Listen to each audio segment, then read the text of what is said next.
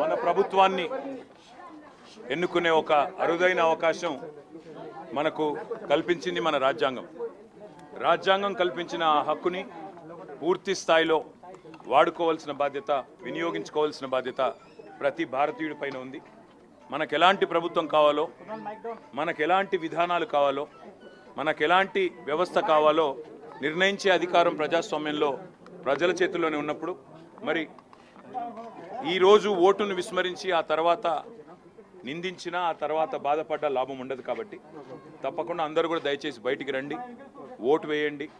మంచి ప్రభుత్వాలని, మంచి నాయకులని, మీకు మంచి చేసే నాయకులను, మంచి విధానాలకు మరి ప్రాతినిధ్యం వహించే నాయకులకు మీరు తప్పకుండా ఆశీర్వదించాలని కోరుతూ మరి ఇవాళ ఇక్కడ తెలంగాణ ప్రభుత్వం కూడా పాపం కరెంటు పోకుండా ఒక్కొక్క పోలింగ్ స్టేషన్ దగ్గర ముగ్గురు అధికారులను పెట్టి, జనరేటర్లను పెట్టి చాలా కష్టపడుతూ ఉన్నారు. వారికి కూడా ధన్యవాదాలు.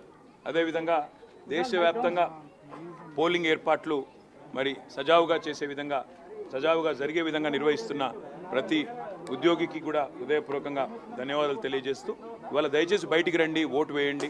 అందరూ కూడా మరి బయటికి వచ్చి ఎలాంటి ప్రభుత్వం కావాలి, ఎలాంటి ఆలోచనలతో కూడిన రాజకీయం కావాలి అనే దిశగా మీరందరూ కూడా దయచేసి తప్పకుండా బయటికి వచ్చి ఓటేయాలని కోరుతూ, నేను తెలంగాణ తెచ్చిన పార్టీకి, తెలంగాణ తెచ్చిన నాయకుడికి నేను ఓటేశాను. మీరు కూడా ఓటేయాలని విజ్ఞప్తి. Thank you. జైల్లో ఉన్నారని చూడాలి, ఏం చూస్తాం? మోడీ గారు జైల్లో పెట్టారని చూడాలి, ఇంకేం చూస్తాం?